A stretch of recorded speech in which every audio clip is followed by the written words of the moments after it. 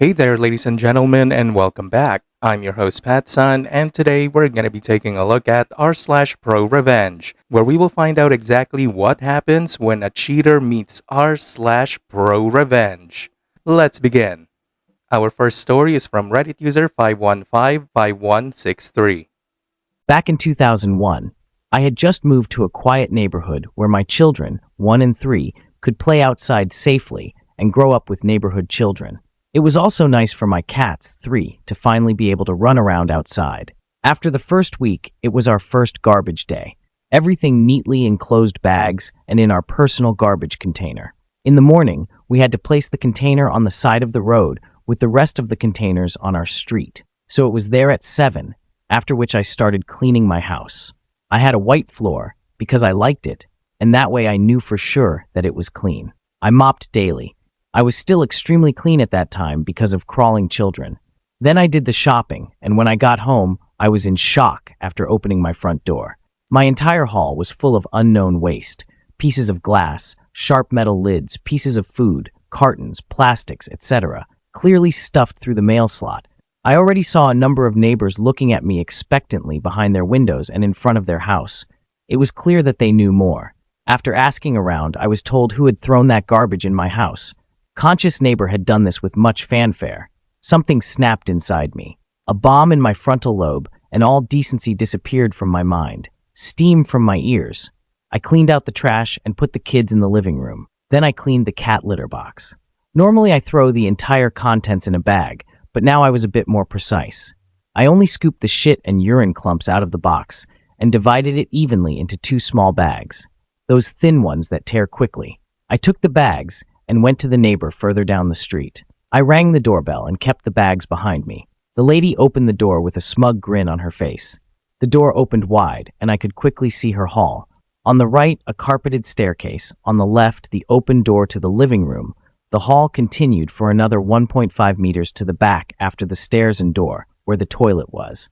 Everything was super clean. I asked her devilishly calmly if she had put that waste through my mail slot. Her answer was yes, followed by the reasoning that because I was new here, that the loose waste that was lying around the place containers must have been mine, because before we lived here, that never happened. This was the moment that all the blood vessels in my eyes burst. The calm was gone. In a tirade of abuse, I made it clear to her that I had not been the polluter, and that if she had any decency, she could have spoken to me, instead of jumping to conclusions and dirtying my house and endangering my crawling children and animals by dumping that waste in my house like that. With the message that she liked to clean up so much, "Here, please," and I threw the 2 bags in her hallway, one against the corner of the stairs and the other on the doorpost of the living room. Everything, really everything, was covered in shit and the splattered clumps of cat urine. With a warning and a promise that if she ever thought of doing something like that again, I would smash all her windows, I turned around and went home. Everyone had seen and heard everything. Never heard anything from that neighbor again. No one ever thought of doing something like that to me again. I can still enjoy the face she pulled when she saw the bags flying. It was shock, fear, indignation, nausea, and despair all at once. Today's second story is from Reddit user Lone Ranger. This may be a long one. Apologies in advance. I moved in with my mom after her marriage of 25 years with my bio dad was ended. He was a manipulative asshole, but that's another story. Shortly after the divorce, my mom introduced me to her boyfriend at the time, Chris. Now, my mom worked as a correctional officer at the county jail. The boyfriend was a former inmate in for a DUI. That should have been the first red flag. But my mom was grieving a long marriage, and I didn't want to push the subject. Chris seemed to make her happy, and that was enough for me. Me, bro, and sis all moved in with mom and Chris, and we seemed to get along okay. Chris and I bonded a bit over our love of video games, and all seemed well. That is until 2017. Due to Chris's prior DUI, he had to go in regularly for probationary checkups at the courthouse. One day he didn't return, and we got a little worried. We then received a phone call from him, from Texas. Turns out, when he arrived at the courthouse that day, he was jumped by the FBI. His family from Texas was implicated on a number of gang and drug-related crimes, and due to a situation where he was in a vehicle during a drug handoff, He was on the hook as well. He ended up agreeing to testify against his family members in exchange for a shorter sentence and allowed to be out of prison before the trial. My mom was distraught, and over the course of many phone calls over a year, they worked out their marriage plans when he returned. The store owner at the DQ he worked at allowed him to come back as well, back to his store manager position. Soon after, the drinking started. Now, obviously, because of his DUI, Chris was clearly no stranger to drinking. He began to drink more and more, to the point where he was consuming half a 24-pack of beer a day. Chris was a mean drunk. He regularly started fights when wasted, and while they never got physical, he wasn't exactly kind with his words. My mom enabled his behavior for several years, saying the stress was getting to him from work and from the upcoming trial. Finally, after several years, my mom had enough. Chris came home extremely drunk one night, and my mom confronted him. She asked if he'd been drinking, and when he didn't deny it, she kicked him out. He went to live with a friend temporarily. The next morning, Mom asked us to help gather a few of his essentials so that he didn't have to re-enter the home until he was sober. While we were gathering his things, we heard a knock at the front door. We opened it to find Betty, one of Chris's co-workers, and someone I went to high school with. She told my mom she had something important to share. After sitting my mom down and telling her not to share where she got the info from, Betty told my mom about how Chris was cheating on my mom with Darla, how he regularly had Darla perform sexual acts in and around his workplace, how Betty had caught them, and how Chris told her that if she ever told my mom, he'd fire her. He was the store manager. And finally, how Darla was pregnant. My mom was angry. After the initial shock wore off, she told us to round up all of Chris's things and to dump it outside. We took everything of his out of the house and tossed it all in the alley behind our house.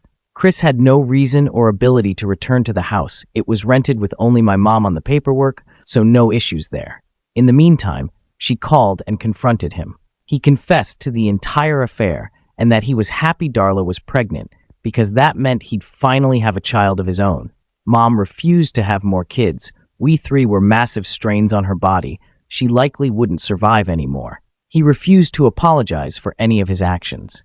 My mom arranged for him to collect his items from the alley, with an officer present, and he left our lives. The revenge. Now, my mom clearly wanted to dust her hands off him and move on. She was already quite emotional from the whole ordeal and wanted nothing more from him. But sis, bro, and I had other ideas. First, we called his workplace.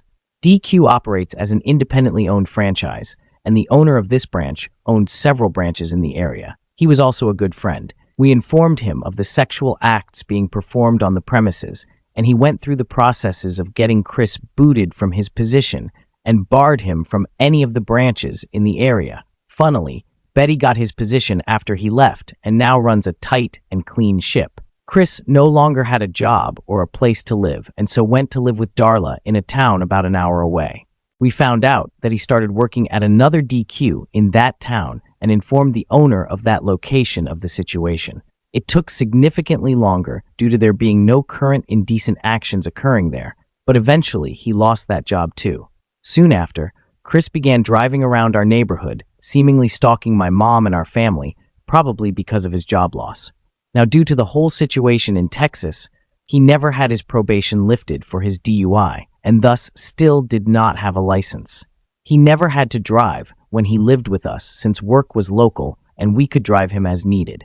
But here he was, clearly driving around by himself when he shouldn't be. We contacted the police and informed them about Darla's vehicle in our neighborhood and that we believed Chris was driving it without a license. We told them to pull over the vehicle next time they see it, as it would likely be Chris driving again. Sure enough, a few weeks later, we were told that Chris indeed was pulled over and sent back to the local jail for driving without a license and while intoxicated. The police also did a search of the home he was staying at and found several guns at the premises. Since he was a felon, he was not legally allowed to have weaponry on the premises, meaning there was more jail time tacked on. By the time his jail time had finished, it was just in time for him to be sent back to incarceration in Texas for the trial. Chris's son was born while Chris was in prison. Darla evidently realized what an absolute ass Chris was and cut ties with him while he was in prison. During his prison time, Chris started sending tons of letters to my mom, stating how sorry he was, pleading to take him back, and ranting about how it wasn't his fault, all in the same letter, mind you. Mom burnt every one of them. We moved on, moving out of state. Chris evidently got out of prison some years ago and now lives in Kansas, struggling and fighting child support, which Darla sued him for.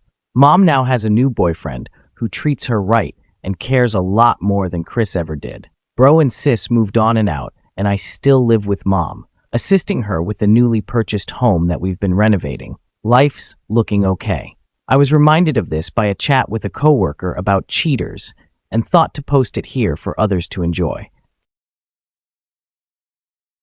Viewer support is the best way for me to remain independent and continue bringing you these daily videos, which will always be here on my channels for you to watch absolutely free. So please consider subscribing to me on Rumble and on YouTube. Both will be linked in the description box down below.